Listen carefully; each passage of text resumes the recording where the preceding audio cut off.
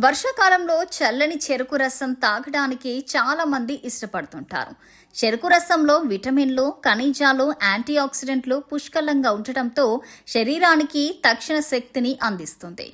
అయితే ఈ సీజన్లో రోడ్డు పక్కన అమ్మే చెరుకు రసం తాగే విషయంలో మాత్రం అప్రమత్తంగా ఉండాలని వైద్య నిపుణులు సూచిస్తున్నారు. వర్షాకాలంలో బ్యాక్టీరియా, వైరస్లు వేగంగా వ్యాపించే అవకాశం ఉంటుంది.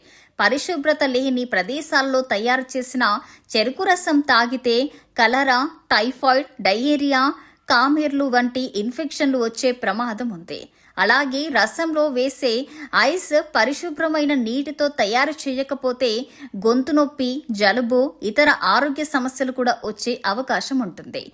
అంతేకాకుండా చెరుకు రసం తీసే యంత్రాలు, గ్లాసులు సరిగ్గా శుభ్రం చేయకపోతే వాటిపై ఉండే క్రిములు కూడా అనారోగ్యానికి కారణమవుతాయి. అందుకే రోడ్డు పక్కన కాకుండా పరిశుభ్రమైన ప్రదేశాల్లో తాజాగా తీసిన చెరుకు రసాన్నే తాగడం మంచిది.